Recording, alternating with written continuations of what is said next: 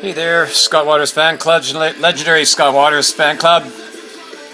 Just doing another big edition of the Big Rock T-shirts with Greg the Egg, Blackmore Rules. This MXPX playing.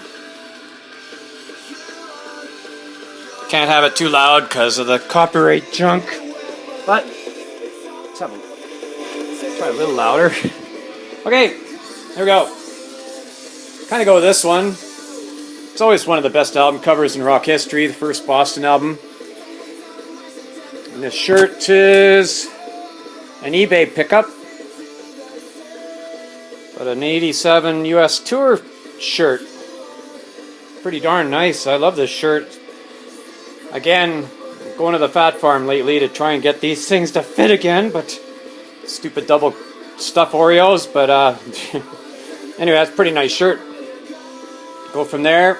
A band that I think they're reuniting for Sweden Rock next year, the Helicopters, and Nicky, the left-handed guitarist for the Helicopters, was the producer, I think, for Bullet's Full Pull album. And I saw, well, I've never seen the Helicopters. By the Grace of God, it's a really good song. And no, it's not a tour shirt, just was a Helicopter shirt. So, and I recommend them if you just like really grungy, rocky, hard rock. And there's some great footage of the two guitarists bending down on their knees and all that kind of stuff. And I think they did a show, one of them, and that Nicky guy did it with live with the MC5 as well, like from say 10 years ago type thing. So anyway, that's the Helicopters. Next is a band I fortunately got to see a few years ago outdoors in Merritt, BC. Danger, there's killer dwarves inside. Now I think this is the cover of their album that they just released back in the day. I don't know what it was, 1990 or whatever, I can't remember, but they had just recorded a whole album, but because of the situation with labels, this and that, it never saw the light of day till recently. So if you go to the Killer Dwarfs website, you can hear it, or at least you could a year or two ago. I don't know if it's still there, but it sounded pretty darn good. I don't know why. Well, again, that was just a bad era for hard rock, but it was a good album. And I can't remember. Yeah, I think there's something on the back here too. Yes, there is. Hey, hey. Big giant Killer Dwarfs. I had the band autograph it. I got to talk to the band backstage type thing, and actually it's the only show I've ever seen that I recall, like a big band. I got to stand at the side of the stage and watch them from there. Man, I felt like Mr. Cool, even though no one cared about me, but I still felt like I was Mr. Cool. I was able to just talk to them. They're just so nice. Couldn't believe it. Actually, it worked out. I was in the backstage area, and they said, okay, let's go on stage. And then I said to the guitarist, well, I guess I've got to go around to the front, to the front of the stage and watch you guys. He goes, no, just come with me, and followed him up the stairs. And then lifelong memories for sure. Excellent hard rock. They didn't have their tricycle. Their shtick for years is having a tricycle getting ridden around on stage. That didn't come with them, but that's in a hard rock cafe in Florida, or it was, and it was going to get moved. And it might have even been in some kind of Hall of Fame. I can't remember, but I know at least it was in a hard rock cafe. Okay, that's Killer Dwarfs. Okay, Scott Waters, legendary Scott Waters. Here we go. Into the Kiss shirts, plural. This is pretty darn nice. Actually, online I'm looking at, there's two unreal Kiss shirts. They're like $25 a piece, but I still might buy one of them while I get my wife a Jughead shirt at the same time, because she likes Jughead, but she likes Kiss. She saw Kiss. One of the few rock bands that she ever cared about or liked, but she really was impressed with them. Here's the back. It's the North America tour. And there it is. Prince George, BC. Couldn't believe they came here. I don't have a picture with me. There's a picture of Mr. PG, the big mascot. He's like a couple of story tall, really funny looking guy, and they had his face dressed up like Gene Simmons for a long time. And the band even put it up on their website. They had it on the way in from the airport. But any Kiss shirt's a great shirt. Okay, here's another one.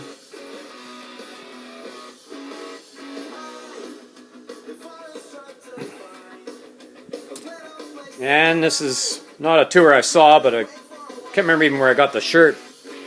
But I just like the shirt a lot, so what the heck. There you got Australia represented. Is Denmark on there? Yep. Copenhagen, I've been there before a couple times. And Stockholm, Oslo, Norway, I was there. Stuttgart, I don't know how you say that. That's just the coolest name. But anyway, more Kiss. I think I've seen this one around for sale on the internet, but live worldwide, 96, 97.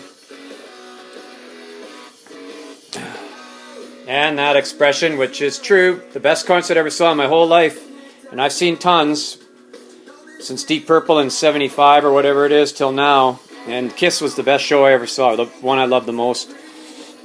6,000 seat packed stadium in Prince George. Of all places, it was here that was the best, and yeah. And just the classic Kiss Alive. I love this album cover of Kiss Alive. It's still not quite how I'd want it. This is a little, for artistic value, they faded it in kind of thing, but that's just one of the best rock album covers in history. And on the back, I think it just says, yeah, rock and roll all night. Sort of a standard shirt, but it's a great shirt anyway. And here we go. Kiss World Domination Tour 2003-04. I love the back of this because it's kind of got this purple and yellow, kind of like Denny Hamlin and NASCAR look, his car. Wish I saw this tour.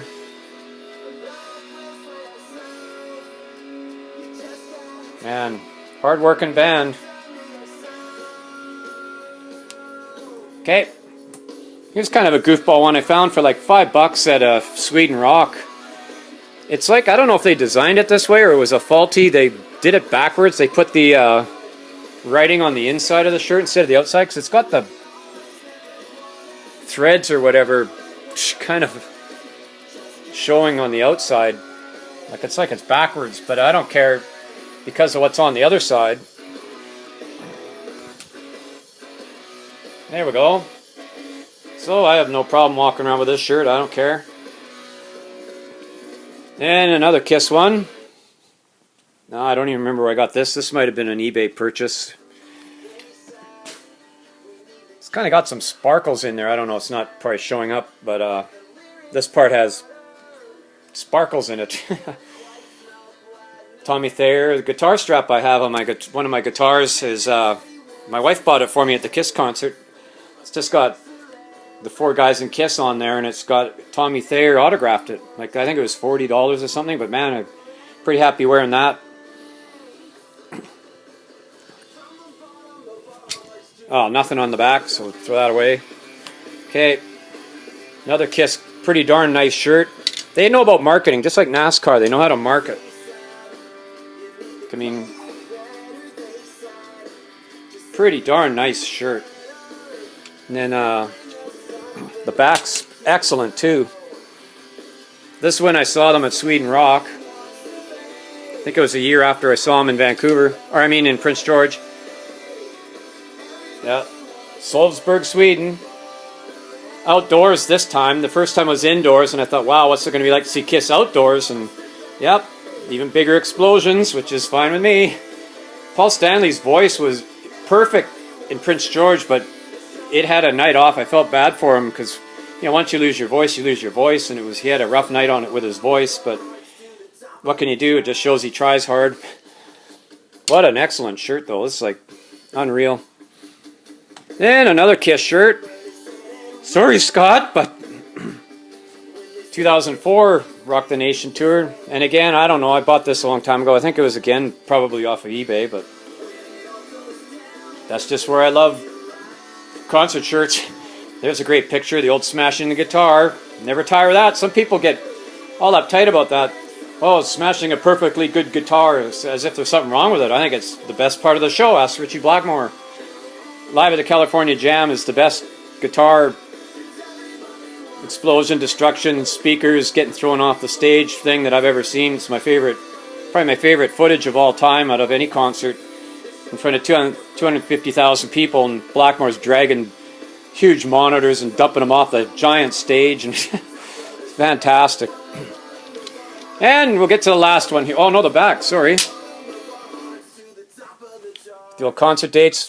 Look at that, someone just knows how to market. Like, look, it's perfect, the blue and the red and that, and Tokyo, Osaka. Oh, I'd love to see some bands there, and I'd love to go to Australia too.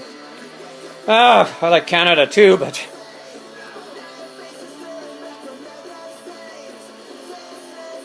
oh well. Anyway, there we go. And the last one, I thought I'd just end up on one. This is a band I saw at Sweden Rock for the first time ever a couple of years ago. That was one of those bands I had to see before I died. Crocus.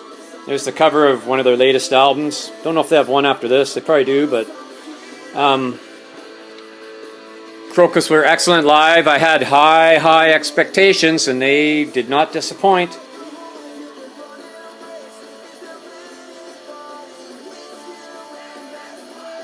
There's Sweden Rock. Zurich. Yeah, the Dirty Dynamite, that's what it was called. But yeah, Crocus rules. Well, that does it. We're kind of halfway through the alphabet, so hopefully I can get these things done. But I guess we'll just end with this. Here we go. Canucks lost again last night to Winnipeg. Brutal, losing 4-1. Lost 6 out of 7. Come on, Scott. I'm going to send the Chicago Bears. How about a Vancouver Canuck Bear after them? I don't know. We'll see what happens. But anyway, I guess just thanks for watching. And don't forget, slower traffic. Keep right.